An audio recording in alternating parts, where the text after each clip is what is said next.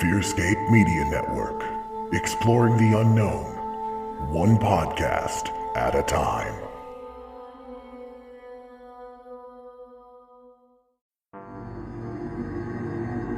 Coming to you from nowhere, a suburb of parts unknown.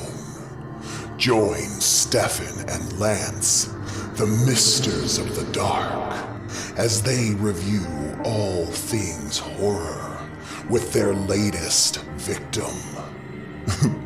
I mean guest. New episodes of Misters of the Dark drop Mondays on the Fearscape Media Network. Welcome to Vampire Month with the antagonists. Blah, blah, blah.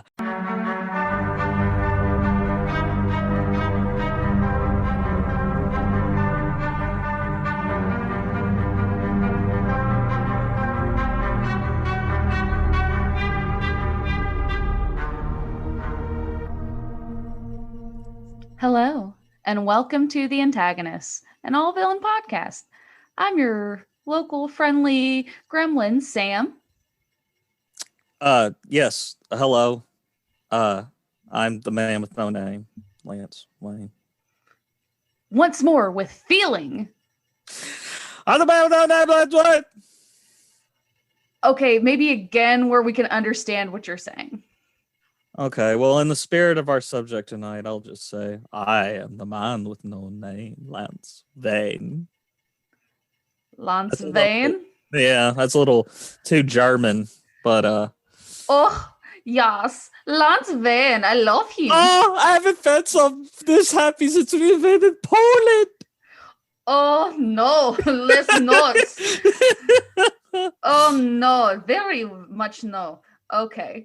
But hey, Lance, how are you doing? Let's talk about boys.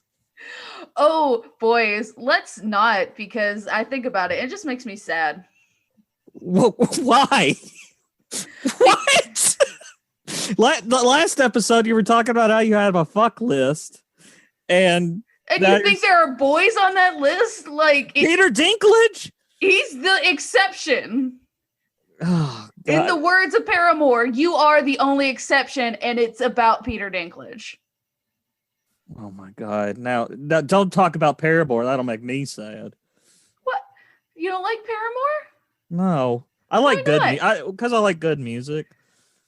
I like stuff that's good. I feel really attacked, but also at the same time, I feel like good, especially when it comes to music. It could be really subjective, and that maybe, perhaps, you should get your head out of your ass and not shit on other people's, fucking yums. Well, speaking of my ass, why don't you kiss it? And let's go on and talk. Boy ass. Oh my God, I hate this show. I'm sorry, we only stand goth girls here. Well, okay. There's something. There's the what do they call it? That's something we could both agree on. I can't think of the term for it, but there we go. The common ground. But okay. Who are we talking about today? I'm gonna let you guess this time. Oh goodness. Shit. I gotta guess who we're talking about. So I'm thinking that we're going to talk about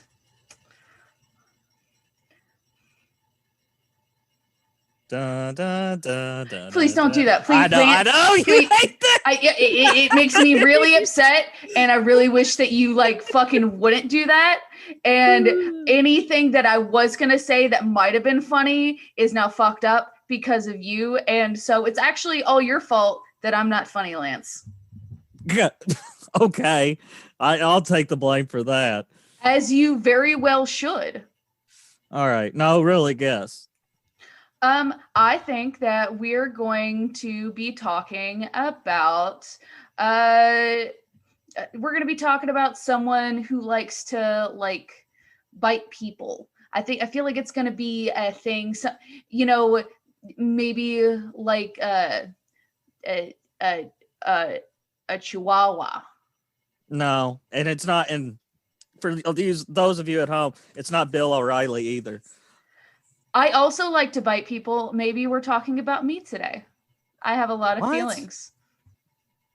You have a lot of Okay, let's just skip this shit. We are talking about Count Dracula. Ooh, I know very little about Count Dracula, if I'm being completely honest. My entire self has been filled up with other vampires that Dracula has kind of fell to the wayside. Oh, well, you wouldn't like Dracula. I heard he sucks. Also heard he's a pain in the neck. He'll drive you batty. Okay, look, Lance, I'm supposed to be Lance. Okay, I really need Okay, seriously. Yes. Yeah. Well, I was gonna say, I mean, you kind of like already kind of beat me to the punch there, but I was gonna say I do have a joke for you today. What, did I already say you did? No, you didn't. Oh, okay. All right then. Yeah, go right ahead. Okay. So, I have the power to heal others. I am a villain. Who am I?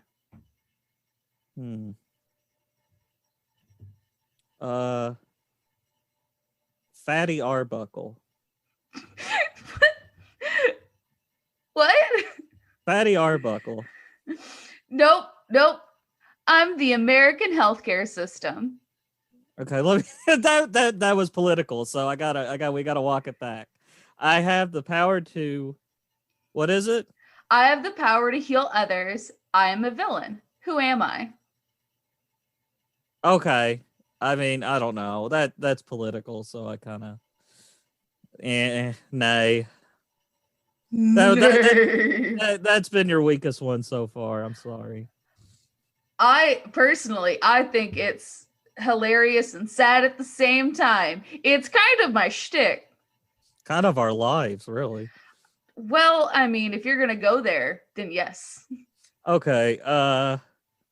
But okay, I wanna go ahead. I do have a joke. I do have a little well, no, I'm gonna save it. Because it kind of plays into, okay. But anyway, Sam, what is your history with Vlad the Impaler? Vlad the Impaler or Dracula? Because, like, I mean, one's fictional and one is not. Like, here we go. Interesting, isn't it? That here we are. I mean, not so much in the vein of not. It's not exactly like Rasputin, but sort of. We're kind of covering another character, or however you say, that was actually inspired by an actual person. That interesting? No. A little bit, but I mean, Dracula's a little bit more on the vein of like actually being a fictional character. Like, yeah. But I mean, honestly, like I said, I don't know too much about Dracula as a character. I know that how he has inspired other, how he's been in so many different like movies and being done so many different times. But I myself have never actually like watched a Dracula movie.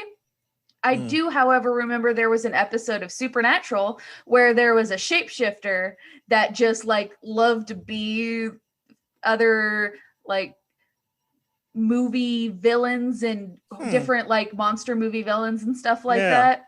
And one of the ones that he mainly was Dracula. And it was super funny because it was all like, he's all like, I want to suck your blood. And they're all like, dude, like, what are you doing? Because that's not how vampires actually acted. Yeah. Well, and that's always the, when I'm, that is always the go-to impression. I want to suck your blood. And, Bela Lugosi never even says that in the film or, so, but yeah. Lance, so what about you? Oh my God, me, geez. I mean, I've said it once, I've said it a million times. I grew up obsessed with monsters, and when I was a little chitlet, I was especially obsessed with the Universal monsters, and Dracula, oddly enough, I don't get this because I hear about these people like, man, I remember being a kid and watching Frankenstein and Creature from the Black Lagoon and all this. For me, I don't know if it was just like because of where we lived or what. I could never, I was like, because I've been obsessed with Universal Monsters ever since I could ever since I've been alive, honestly. And I could never find these films on television. You couldn't go to the local video store and there wasn't any prints of them. So then how did you watch it? Like if it wasn't on television, like. Well, here's the thing. Okay. Dracula's kind of, the Bela Lugosi, Todd Browning directed 1931 film is kind of out of all of them, it's not really my favorite. I enjoy it. I love Bela Lugosi. I think he is Dracula, in my opinion. And he has a fantastic name, Bela Lugosi. I know. No, I know. Gives me shivers. I know. No, right? But it was the first Universal Monsters film I ever watched. And oddly enough, how I watched it, do you remember Suncoast? In the mall? Suncoast Video? Yes. Yeah. Okay, yeah. Well, I guess he found a copy there, but it was the youth minister of my church, of the church I attended when I was like 6 or 7. Okay. He brought he had a copy of it, and he knew how obsessed I was with these films. And so one Sunday afternoon after church, him and his wife and my parents and me, we all sat down in the basement and we watched Dracula. And it just, man, I was already obsessed, but after that, I just sort of went down the rabbit hole. And I don't know. That was just that left a big impact on me, because it was the first one I saw. Eventually, Universal, a couple of years later, maybe a year or two later, they re-released all the Universal Monster films on VHS. And so, I mean, it literally, I was like, every Christmas, every birthday, I was getting Creature from the Black Lagoon, Frankenstein, Bride of Frankenstein, and I had them all. So I was very happy. Yeah, I had like all the Shirley Temple movies on VHS when I was a kid. That was great. Yeah, see, I mean, Yeah, animal crackers in my soup, monkeys and rabbits, loop-de-loop. Oddly enough, Shirley Temple's always kind of weirded me out. I've always been kind of afraid of her. You've been afraid of Shirley Temple. You were like low-key obsessed, not even low-key, high-key obsessed with monsters, but you're like Shirley Temple, a small girl who can tap dance. Oh, fuck, better back up. She has just like this evil, I don't know. She reminds me of Chucky. I can see that, but that's also because growing up, my sister had the same like curly hair as Shirley Temple, and she was terrifying. I wish you didn't have the devil's curly hair. Simpsons reference, but no, I want to just because I think you'll get a kick out of this. I want to kind of bring this up. This is more of a personal thing. But my grandmother on my father's side, his mother, she always thought this was hilarious. Okay, I'm 6 or 7. And, when you're that age, you have no filter. You don't know what to say and what not to say in front of adults. Of course. Anyway, I believe it was the same youth minister. He was at our house. And he was there, and he would always talk about monsters and Godzilla and blah, blah, blah with me. And my mother, my father, and my grandma were there, and then, he was just over visiting or having dinner or whatever. And I said, hey, I've got a joke. And he goes, oh, what is it, Lance? And I said, and supposedly I learned this at school because they asked me, where did you hear this? And I was like, at school. But they said, I go, what did Dracula say to Frankenstein when he was sat on the toilet? What did he say? I'm going to suck your balls. What the fuck? What, Lance? What? Where did you hear that? Well, and like my grandma, it was like one of her favorite stories about me because she said that everybody else was like in shock, and that me, I leaned my head back and just went. That is on brand for you, Lance. Like 100%. Oh, I just had to share that though. I mean, like, they're family on my dad's side. They'll still, when we see them, be like, "Remember that joke that, he's." Remember when you were a child talking about sucking balls? Yeah, good times. Okay. Well, now that we got that out of the way, I think you'd have to live under a rock to not know who Dracula is. I mean, I know it's really hard to lift off of me, but I'm here. Well, yeah, but you know who Dracula is, even if you haven't seen a film, you know who Dracula is. I mean, yeah, where else do you think they got the idea for Count Chocula? Yeah, exactly. Eloquently put. And the Count. 1, yeah, 2, the Count. 3. But for the uninitiated, I'm going to read a little thing from Wikipedia because that's where we get all our shit. They could have been, they could literally say Count Dracula is made entirely out of gravy, and I would still read it. But as long as they tell us that he's a fictional character. As long as they tell us he's a fictional, because I'm not sure at this point. I'm really not. I need this confirmation. So here we go. Count Dracula is the title character of Bram Stoker's 1897 Gothic horror novel Dracula. He is considered to be both the prototypical and the archetypal, I probably said that word wrong, vampire in subsequent works of fiction. He is also depicted in a novel to be the origin of werewolf legends. I don't know if I entirely agree with that, but some aspects of the character are believed to have been inspired by the 15th century Wallachian. I've pronounced that wrong. Wallachian, yes, thank you. Prince Vlad the Impaler, who was also known as Dracula, and by Sir Henry Irving, an actor for whom Stoker was a personal assistant. One of Dracula's most iconic powers is his ability to turn others into vampires by biting them. Other character aspects have been added or altered in subsequent popular fictional works. The character has appeared frequently in popular culture, from films to animated media to breakfast cereals. Going back to Count Chocula there. Exactly. They didn't say he was a fictional character. They said he was the title character. They didn't say he was fictional.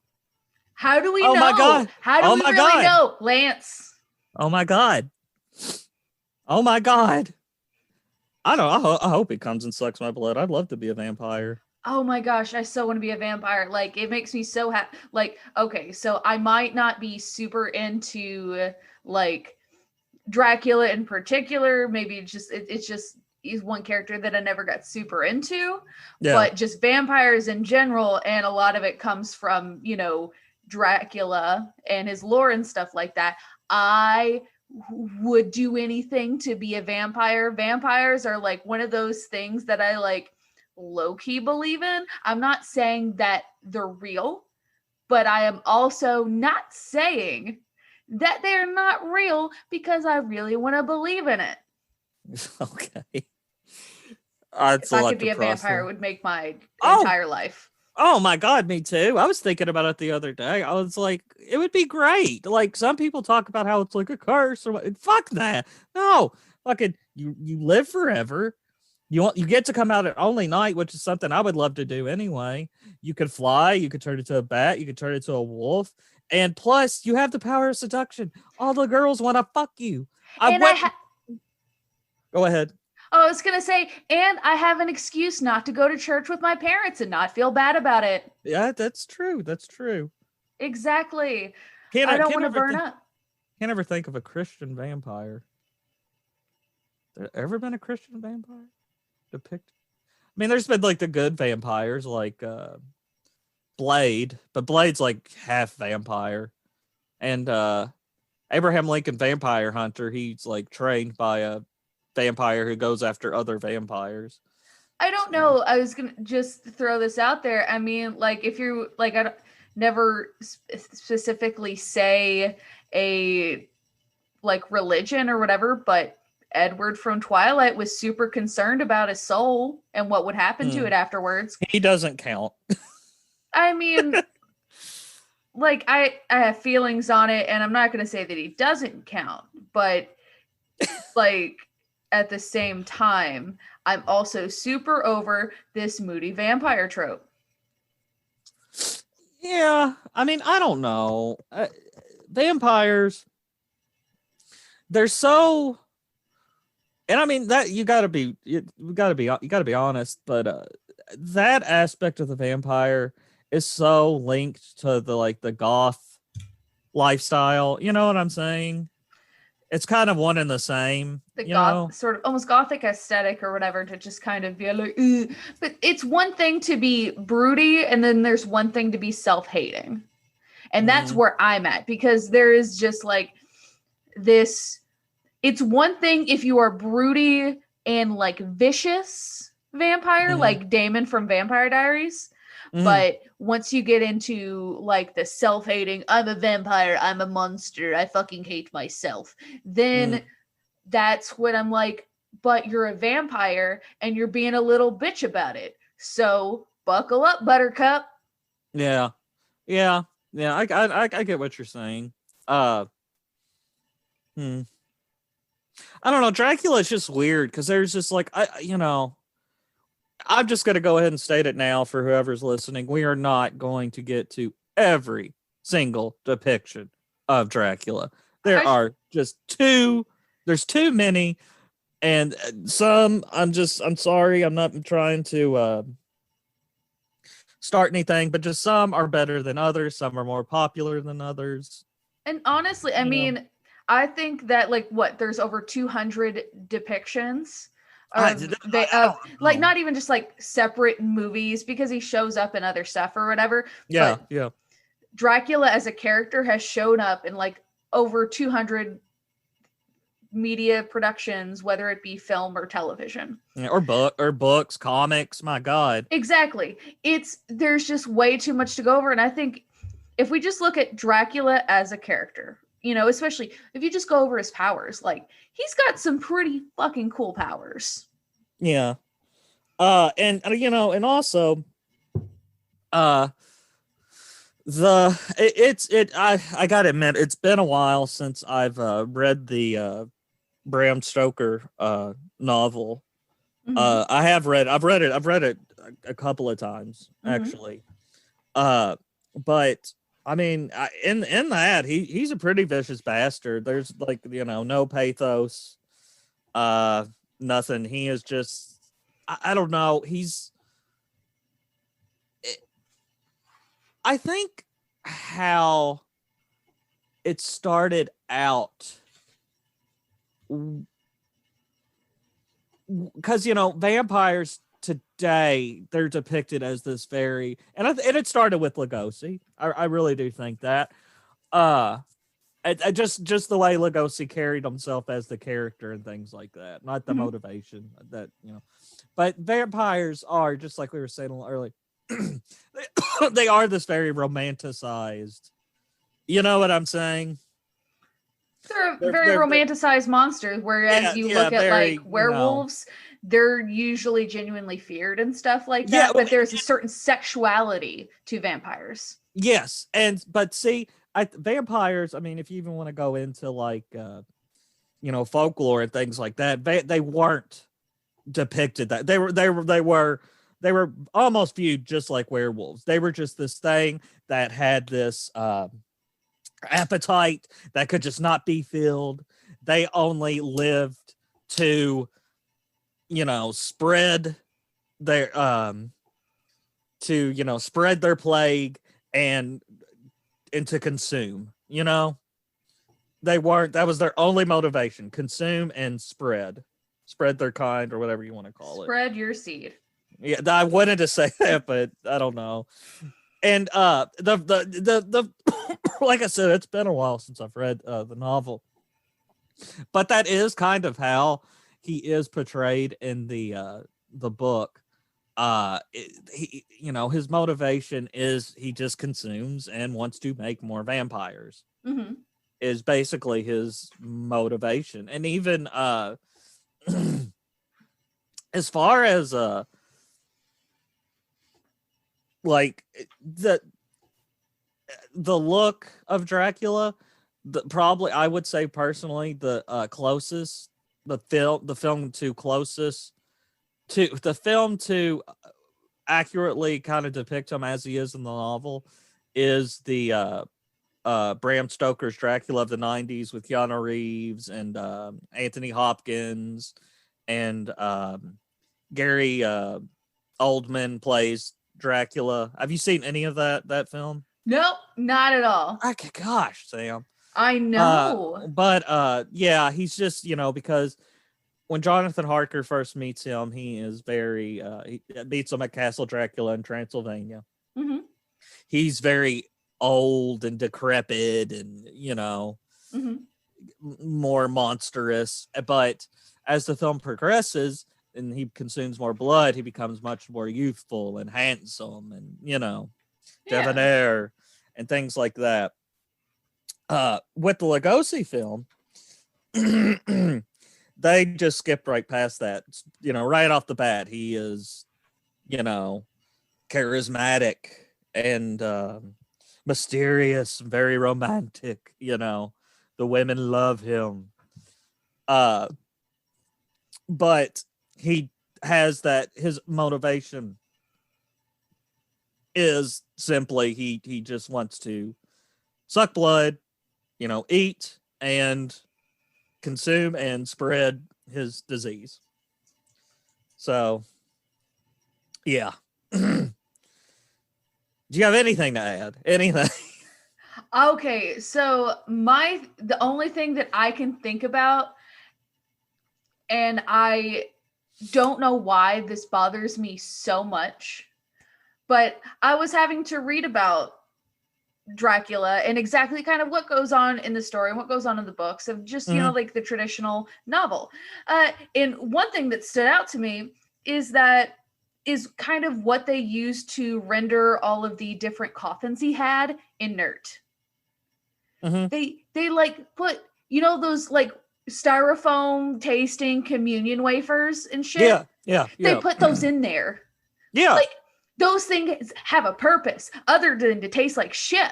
Like I was raised Catholic and I had those so many times and I was so upset every single time that I went up for communion and we didn't have like the decent bread that I'm sure someone baked for it. We had those little communion wafers with the little cross stamped on them. That is what I realize now. The only thing they're good for is like fucking up vampires. Yeah. And it might be why I didn't like them growing up because, maybe. One, I wasn't supposed to eat them, and two, I want to be a vampire. So it was just me saying, no, thank you. Yeah. I mean, you're maybe entirely right there. That's a strong argument. Bullshit. But, I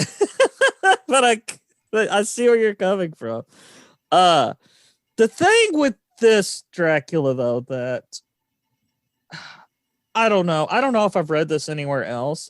I remember it. I mean, even still to this day, I believe it's a pretty important line. And I forgot exactly how it's brought up because it has been a while since I've seen the Bela Lugosi film. Although, just as a side note, there was this whole big hullabaloo for the past month that was all like, free Universal Monster movies on YouTube for all of January, blah, blah, blah, blah, blah. It wasn't all of January. It started on the 15th. And last night, I was super excited because I was like, oh man, Dracula's going to be free. I can watch Dracula. And we were going to do this podcast. So I was like, oh, okay, this is great. I got home, said it was going to start, coming out at 8:00. Got on there. This video is not allowed in the United States. Did some more research.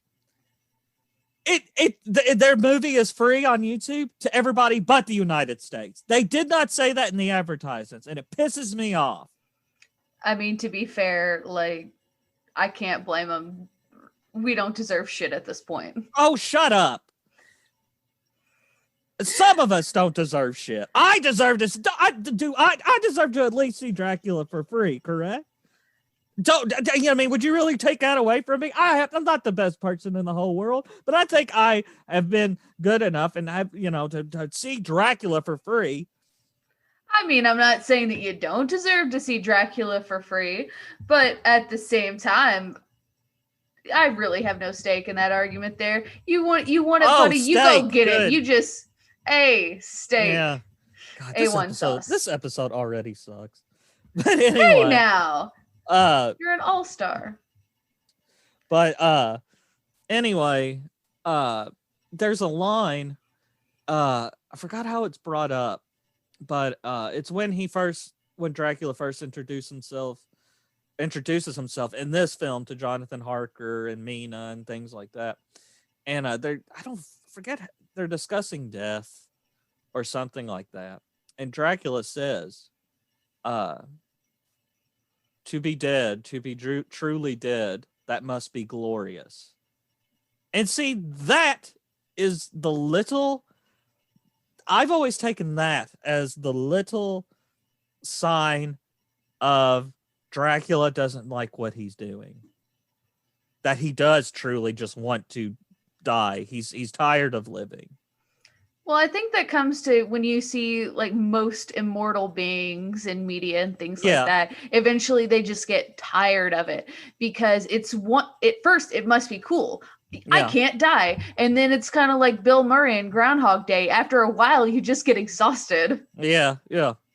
I've always just found, and over the years, as I've, gotten older and watched the film, I've just always picked up on that line. Like, oh my God, it's the only hint of sympathy for Dracula, that whole film. It's just sort of dropped in there. Never talked about again. Yeah. And I mean, that really just gives you it like the werewolf. It just gives it. He's just like, he has to do this.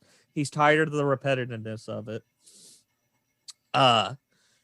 But he just it's an instinct. You know what I'm saying? Yeah, I can see that. And I feel like you see that a lot when vampires are depicted and things like that. And maybe that's where some of the melodrama comes in. Mm-hmm. Because you are living forever. And obviously, Dracula's done pretty well for himself. He's got a whole damn castle. He's got 3 wives. Mm-hmm, mm-hmm. He's doing pretty well. And now he's going to go ahead and move to England. And he has enough money to just go buy multiple houses in England to just hide boxes of dirt. Yeah. Well, he needs that dirt because I know he needs the dirt. But it's the fact of the matter is that, like, he's doing well. He's got money to hide dirt. I don't have money to hide dirt. Like, we could go out there. We could just go out and do that ourselves. But I mean, he goes to a whole other country to hide dirt. I don't have the money to get to Canada just to hide dirt in multiple places. Well, yeah, okay, I see your point. He had a whole ship full of people to eat on the way. I need money for a cheeseburger or 2. Yeah. Sam's getting into her stand-up, everybody. I would love to do stand-up, but it's scary. What's the deal with dirt? I got a jar of dirt. I've got a jar of dirt. Oh, gosh. Now you're bringing up the shitty Pirates movies.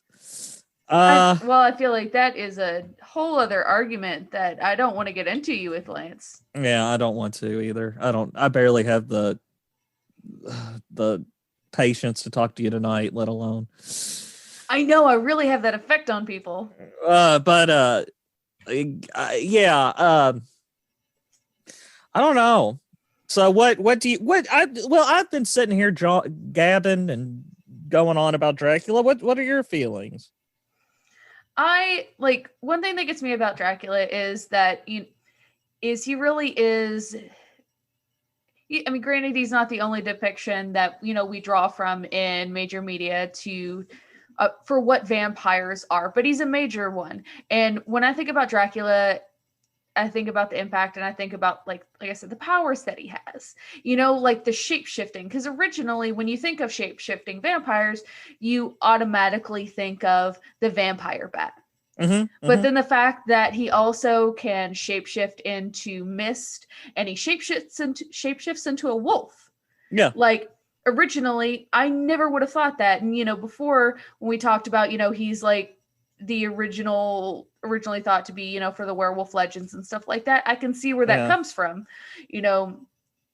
and it's just, I feel like that's so interesting that so much of like that gets kind of thrown off to the wayside. Like, I don't understand. I don't know if it's just because we have vampire bats that bat is the only thing that people ever really think of when you think of a vampire shapeshifting.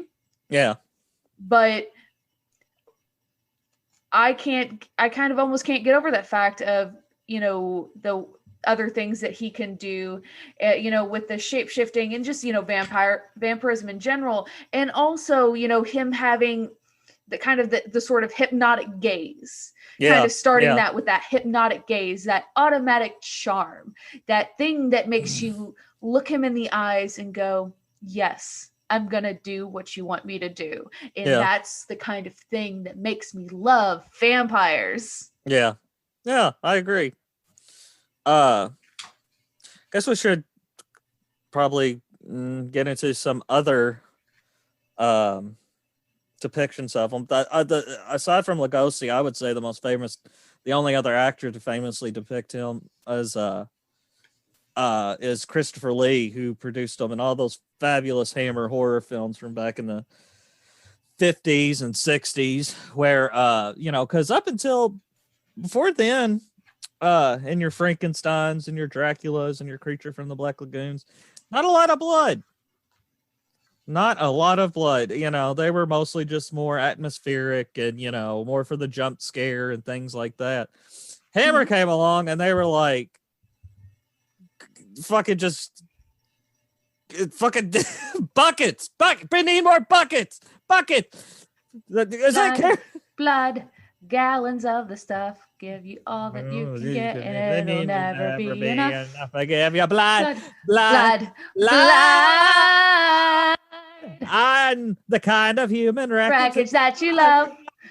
This is what you get when two emo kids get. I'm not. I was never emo. You just were singing MCR. I think that you were. Because I like their music. That doesn't make me emo. I was glam, baby. Oh, I'm sorry. They both have the eyeliner. It's hard to tell. I was glam as a mofo. I was all you David could be glam Bowie. and emo. No. Emo's for kids who can't fit into glam. Anyway. I'm really just wanting the definition for glam. I don't think I could fit into it, but I just don't know the definition of it. But anyway, Christopher Lee. All those films are fantastic. You don't need a jackass like me to tell you that Christopher Lee was a fantastic actor. But his Dracula, had no redeemable qualities. He was Bela Lugosi times 10. He just was pure and simply evil. Not that Lugosi version of Dracula wasn't just evil, but like I said, they gave that little drop of sympathy, but with Christopher Lee, no, sir. My God, when he went into full vampire mode, he had the bloodshot eyes, and he was a hoot. A hoot and a half. Mm-hmm. Oh man, great films like Dracula, 1972 AD. Man, that was another thing with those Hammer horror films. They had some of the most gorgeous women in them. My God, as JR would say. I suggest checking them out. Very good, very good. I mean, I probably should. Something that I'm curious, since you've seen any depictions, I mean, what are some things that you kind of lose from the novel? Like, is there anything or something that you wish had been put into the movies from the novel? That's kind of hard because it's weird because it's like I almost like the films more than I like the book. You know what I mean? Because Dracula, especially from a story that long ago, it's just such an sort of an abstract concept. Mm-hmm. You know that you can kind of do anything with it. I don't know. I would kind of like to see a more, and I like I said, the closest, the most accurate portrayal we've gotten is from the Gary Oldman film in the 90s. But I would like to see a more accurate presentation of when Jonathan Harker goes to Castle Dracula, because I mean that dude is just supposed to be fucking Dracula's supposed to be fucking foul at that point. Yeah. He's got hairy palms. Oh yeah. Yeah, and he's just like Masturbating almost, too much. I guess I don't. Mine are fine. I mean, if you shave daily, no problem. But and you know, just he's just like he I don't know, it's almost like, if I remember correctly, he almost looks more like a werewolf with less hair, you know, when he first pops up. And then when he goes over to England and he's been, you know, like Robin Williams sort of thing, like having a lot, like just a hairy person. Well, no, like his ears, if I'm his ears are pointed and things like that, and you know, I mean that's the only thing. I mean, I because I've always I like Dracula films. I love the Lugosi stuff. I love the Christopher Lee stuff. I enjoyed like I've been going on about. I enjoy the Gary Oldman film. I like Gary Oldman. Yeah, he's one of my favorite actors. Let's see. Let me think. And people shit on it. I mean, yeah, it wasn't the greatest film in the world. I like Dracula Untold with Luke Evans, I believe is his name. I'm not sure. Yeah, he was Gaston in Beauty and the Beast, the live action one. But I like Dracula Untold. I thought it was pretty cool. I mean, I don't think it was like fucking, you know, the greatest film I ever saw, but I thought it was okay. I didn't mind it. I liked Hotel Transylvania. Yeah, I like Hotel Transylvania too. You know, that was a good one, and like he's got this cool daughter or whatever, this cool little granddaughter. Yeah. Hey, all you rogues and rapscallions. Have you ever wanted to start your own podcast, but you're not really sure how to do that? Let me explain to you why Anchor is the easiest way to make a podcast. First of all, it's free. Did you hear that? It's completely free. There's even creation tools that allow you to record and edit your podcast right from your phone or computer. Anchor will distribute your podcast for you so it can be heard on Spotify, Apple Podcast, and many more. You can make money from your podcast with no minimum listenership. Anchor is everything you need to make a podcast in one place. So go ahead, download the free Anchor app or go to anchor.fm to get started.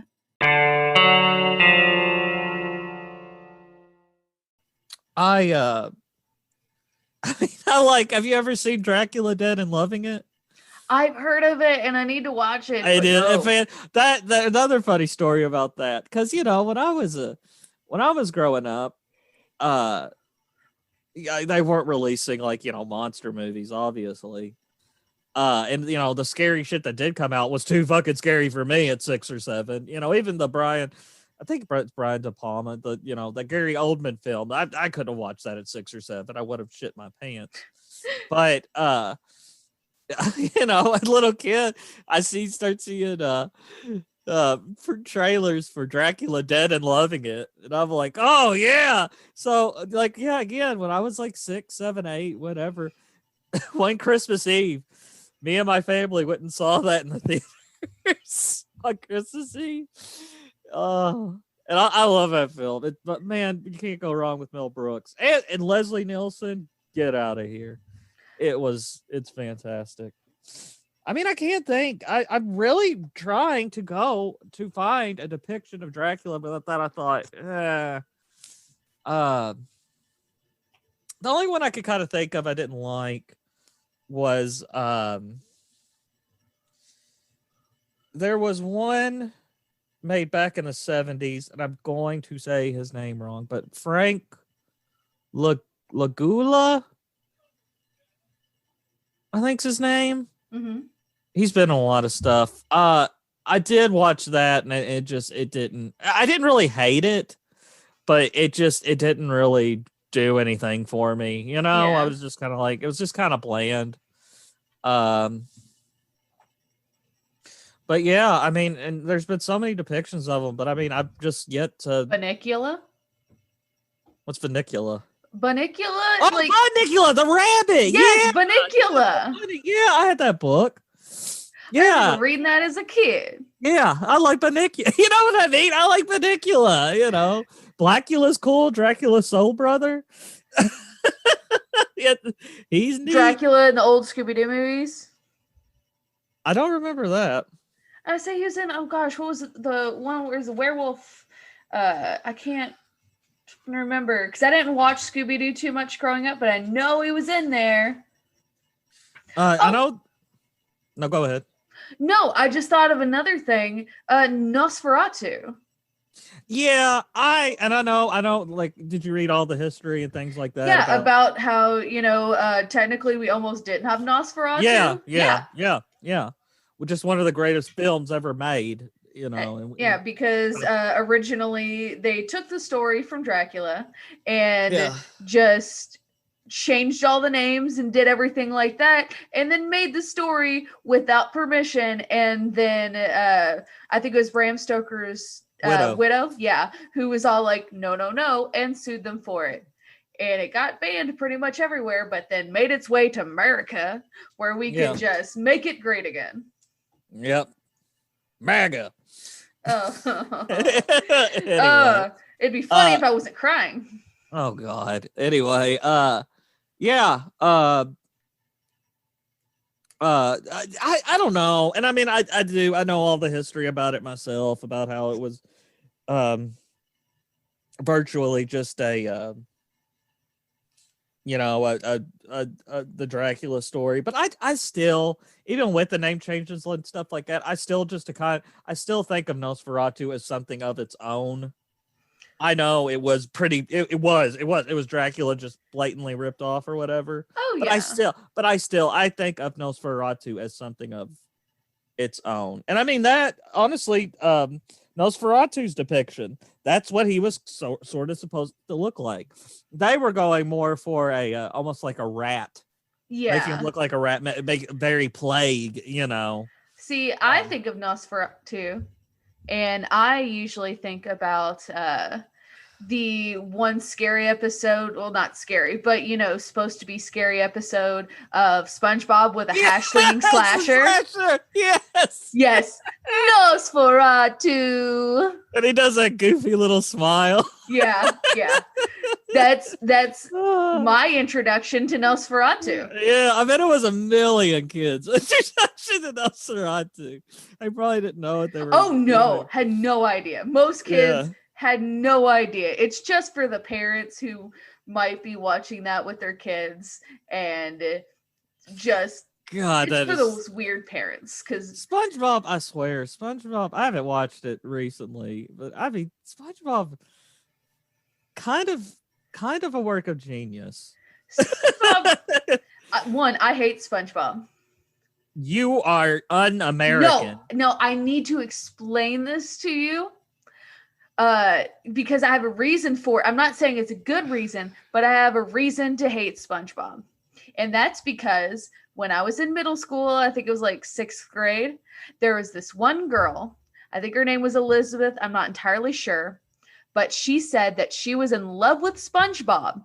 She said that he was cute and she wanted to marry him. And it sounded so stupid to me because he was a cartoon sponge that I got so irrationally mad. It has lasted me the next 20 years, and I can't get over it. Like, Was I'm still irrationally mad that she wanted to marry a cartoon sponge. Was she kind of like a preppy girl? Kind of more like the Avril Lavigne sort of type. Like, yeah, could look preppy, but at the same time, probably wore like tanks with the fucking loose fitting tie, and had like the checker print gosh darn belts and stuff like that. Yeah. So. Because see, it was really weird when I went to, because SpongeBob came out when I was like in middle school. Yeah. And like from like middle school to the beginning of high school, like all the preppy girls were all like, I love SpongeBob. And that turned me off of SpongeBob for a while, because I've always thought SpongeBob was funny. I still to this day like yeah, that's like, it's just like just all the preppy girls that like wouldn't give me the time of day, and all their boyfriends wanted to kick my ass half the time. Yeah. They were all like, oh, I love SpongeBob. It's SpongeBob coloring books. SpongeBob. And you're gonna hate things out of spite. Yeah. I don't hate SpongeBob. I was just it was their fault, not SpongeBob's. Right? I mean, I get it. It's just I will quote SpongeBob all the time, because SpongeBob kind of like personified our generation. Not even just personified our generation, but really informed our sense of humor for our generation. I would say so. Yes, definitely. And so I can't help but quote it, because especially like those earlier episodes, I've seen all of them. Yeah. I still watch this SpongeBob. This Christmas is the very first Christmas to me. Every single year. Yeah. Partially because my husband puts it on every single year, and I try to not listen to it, but then the song comes on and I start to dance, and he looks at me all like, haha, I got you. And I'm all like, fuck off. Yeah.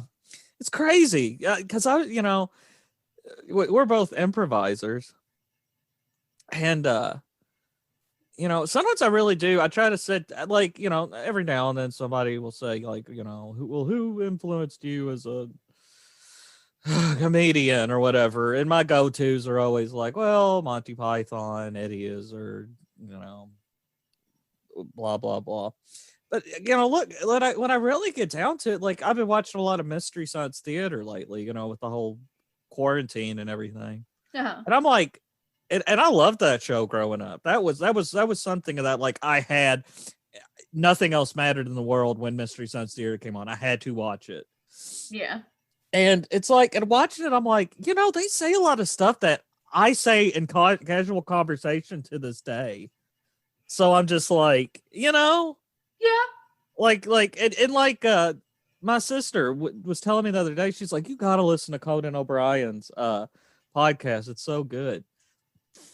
And I remember growing up, always watching Conan O'Brien. I was listening to his podcast, and I was like, I got a lot of my stuff, like a lot of my sense of humor and things like that from Conan O'Brien. You know what I mean? It's crazy. Conan O'Brien. Yeah. I don't know why you said okay, but yeah.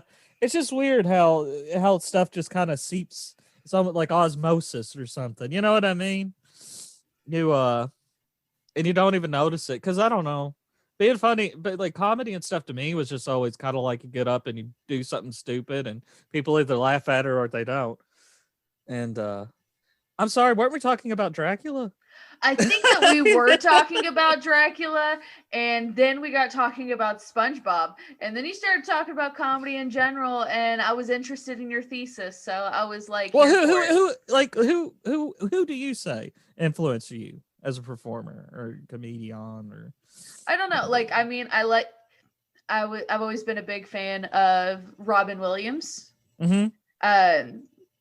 I like to think that I'm influenced in Robin Williams because he was always very quick on his feet and things like that. Yeah. Oh yeah. And he's one of my favorite performers, not just because he's funny, but because the depth of emotion that he could reach. Yeah. Within his performances, like, yeah.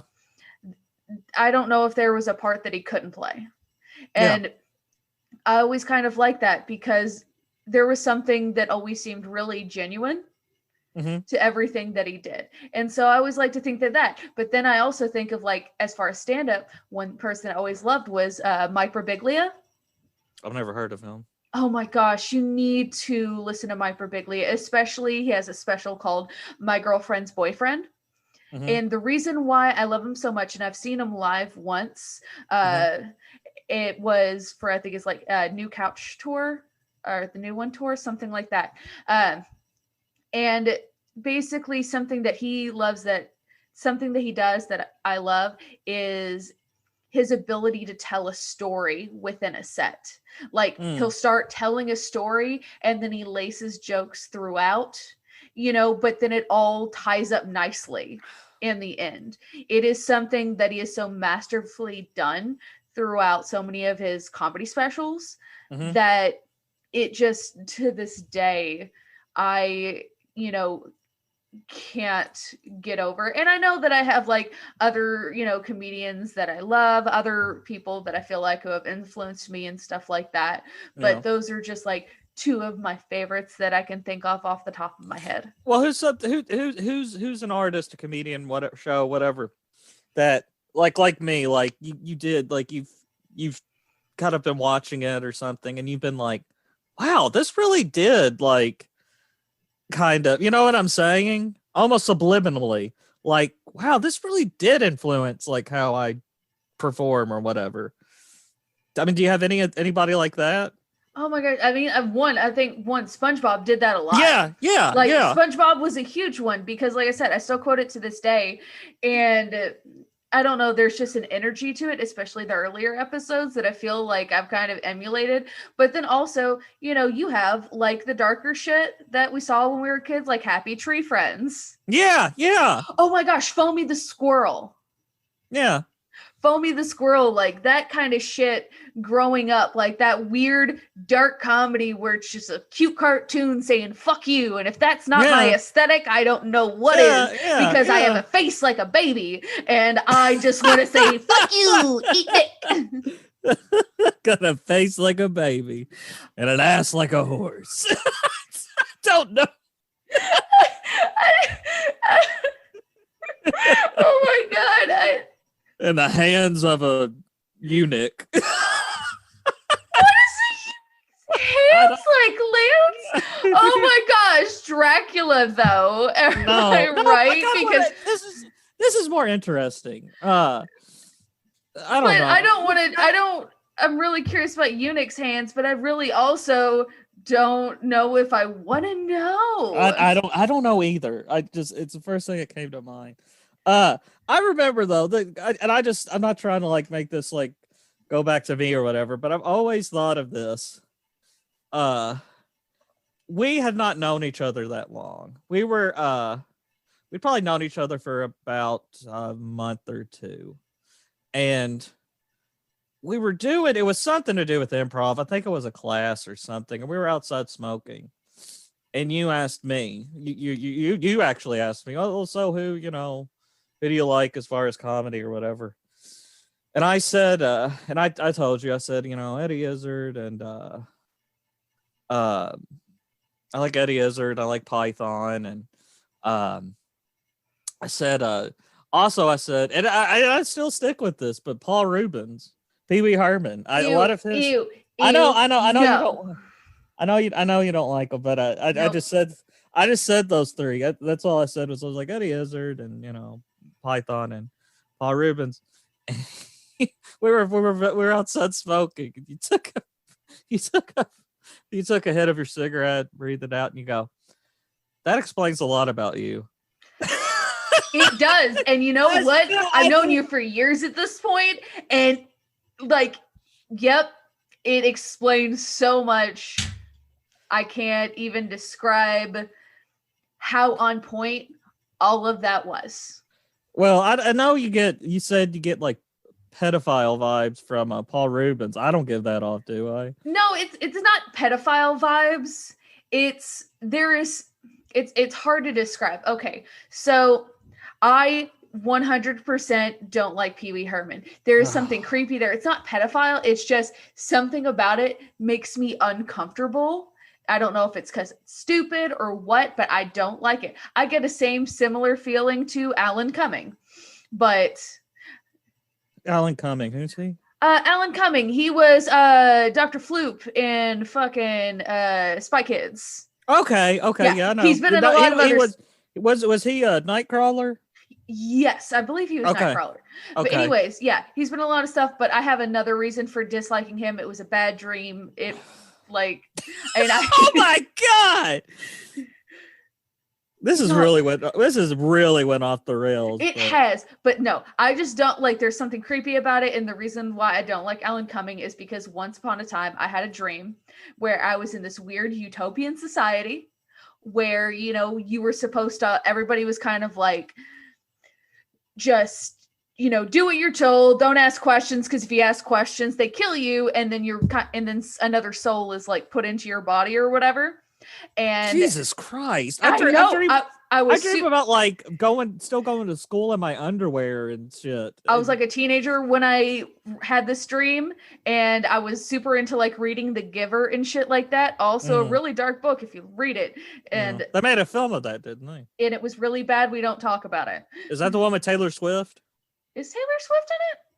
I can't remember. Is Jeff Bridges in it? Yes, Jeff Bridges is in it. Yeah, then Taylor Swift's in it. Oh, but yeah, no. So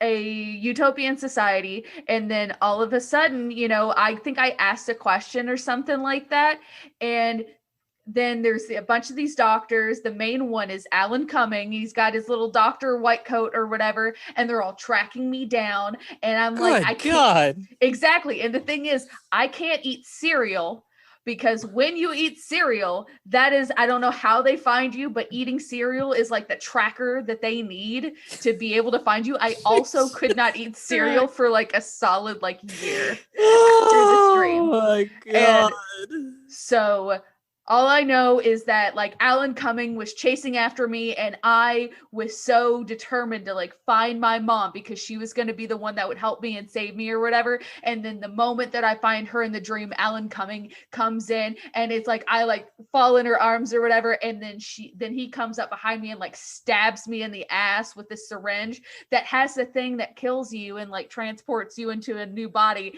And then I woke up. Okay, on that note, how would you rate Alan Cumming as a villain? No. Yeah, this completely went off the rails, but hell, I think it's been one of our better episodes. I agree, because also Alan Cumming as the MC in Cabaret is amazing. Huh? No, seriously, whenever we're done, wherever you are, go look up Alan Cumming as the MC in the musical Cabaret. I think the year is 1997, 1998. It'll change your life. Okay. Yeah, you kind of, yeah, cabaret.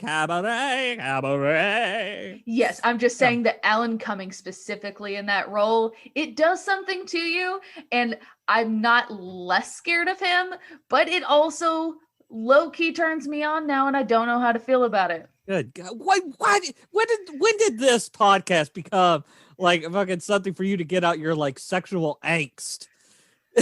Last week we're talking about your fuck list. This week we're talking about how you get off on Alan Cumming. I'm not saying that at all. I'm just saying that you're coming off more of a perv. You're coming off more pervy than me, and that's a problem.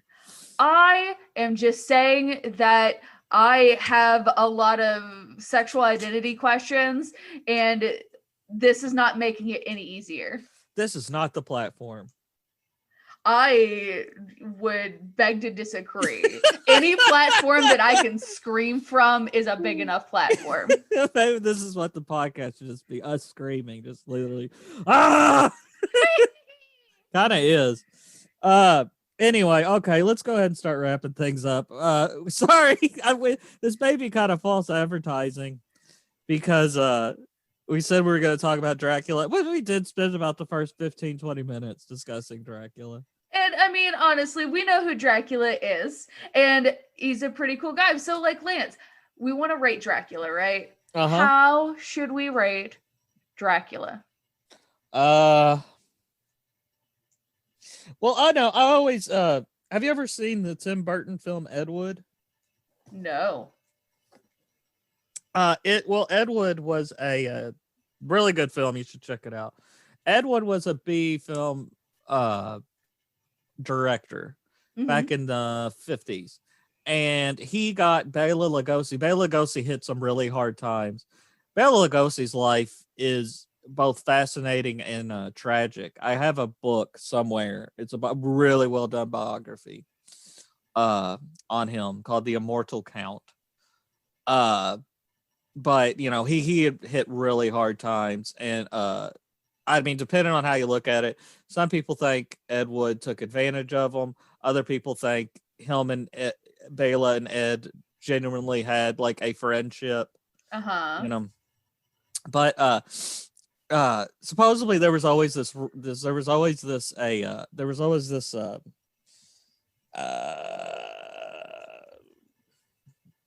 the word I'm looking for? Rivalry between Bela and Boris Karloff, who played Frankenstein. And during one part of the film, Ed Wood has got Bela Lugosi to be in his film, so everybody's just like, "Oh, it's Bela Lugosi! It's Bela Lugosi!"